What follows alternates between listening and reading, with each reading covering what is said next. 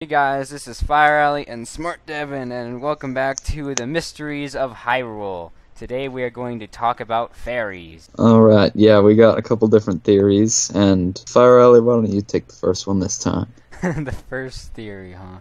It's kind of weird, but first theory is that fairies are leeches. This comes off of this basically means that they eat life energy.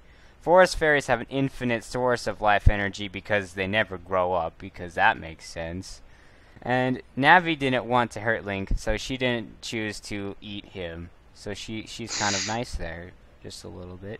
And healing fairies release their accumulated life energy to heal Link. Why they want to do that, I don't know. I'm telling you, it's something in the air. It's just combusting them, and then they just pop open. It's just like that. Yeah, like a soda can. Yeah. Some of the rebuttals for this theory is, first of all, there's a bit of a lack of evidence. And also, Tattle and Tyeel hang out with Skull Kid all the time.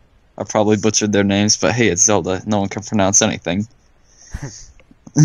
So, there is some theories that Skull Kid himself lives forever, kind of like a Kokiri, and maybe the Skull Kid from Twilight Princess is the same Skull Kid, but we'll talk about him on a different episode. So it is possible that they're feeding off his infinite life energy, but we can't say that for sure. What are your opinions on this theory? I honestly have no idea how this theory even came into existence. It makes no sense to me. I don't know, I've compared Navi to a mosquito before. I'm sure many others have as well. But that would mean her purpose is to make Link go deaf.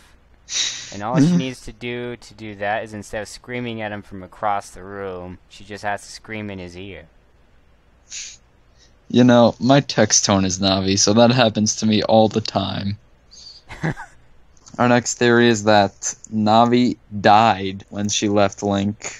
This theory originates from healing fairies, and basically when Link opens a bottle, the healing fairy flies around him, and then it just vanishes. Well, some people think that fairy just dies on the spot, so it's been summarized that healing fairies die when they fulfill their purpose, therefore all fairies must die when they fulfill their purpose.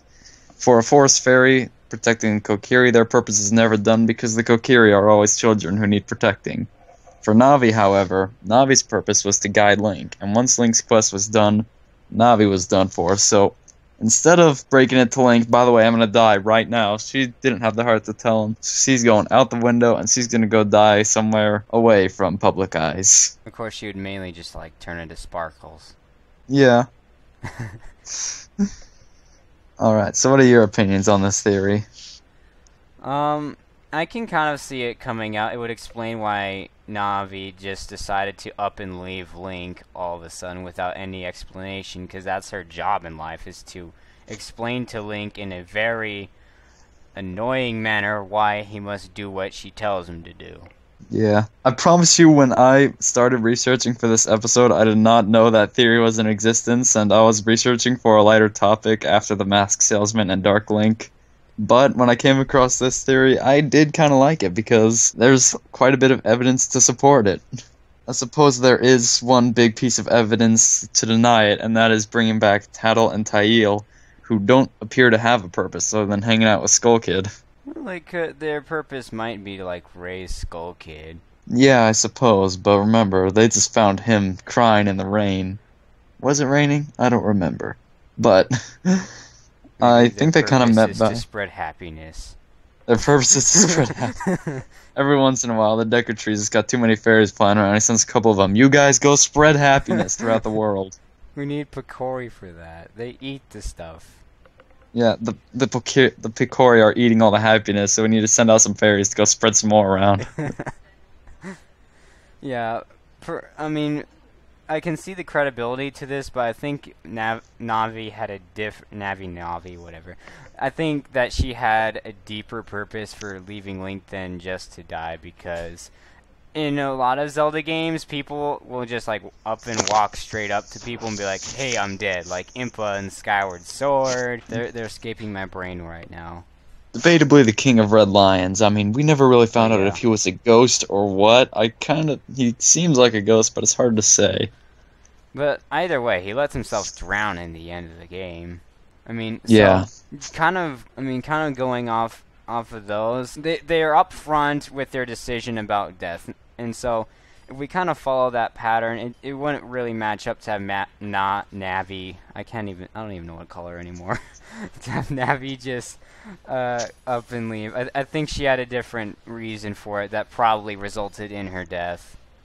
Yeah, although, supposing she did die, that makes the story of Majora's Mask a whole lot sadder, because Link is searching for this friend who's not even alive, who died just not too far away from him, and he didn't even know about it. He doesn't even know fairies turn into sparkles when they die.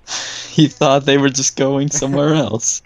Oh dear, fairy, where did you go? Oh well, I got my hearts back. Let's just keep going, I guess. Think of all the fairies he killed without knowing it. Poor Link. Alright, let's move on to the next theory. Would you like to take it, or should I? Sure, I'll take it. The next theory is that the Great Fairy is a symbiotic organism. The evidence for this is when the Great Fairy appears, and then after they've given their speech to Link, they turn into a bunch of little fairies. Yeah, and kind of like in Majora's Mask specifically, Skull Kid splits the Great Fairies up into pieces, and that makes a bunch of little fairies. So maybe the Great Fairy is just a big collection of fairies speaking with one voice. That kinda sounds fairly reasonable, but I never really thought of it like that. I mean, I always thought of the Great Fairy as a person, and all the little fairies as that same person. It could be like the Great Fairy just might be protecting the fairies, and then after she gives her spill and blessing to Link, he can see the fairies in the fountain after she teleports away. Yeah, that might be a closer. I mean, that's just my personal theory there. And then you also have the Queen of Fairies in the Wind Waker, who's got a great fairy in her hand. She's really creepy. She's like spooky in that horror game. I have no words for this theory. You just don't know what to say about it? I mean, Yes. I'd say that's one of the bigger holes in there, is what would that make the Queen Fairy? Because she holds great fairies in her hands, so what would that make her? A bunch of great Maybe fairies? the Great Fairy. Yeah, maybe the Queen Fairy is a whole bunch of Great Fairies that But come then why would together. she hold it up like a puppet? Like, I don't know. Maybe she's like the Three Fates and she cuts the lines to turn them into sparkles when they're done healing people. And this is our happy episode that we brought you after. This is supposed to be a happier episode. We're bad at this. Alright, so our last theory was that the Great Fairies are protectors.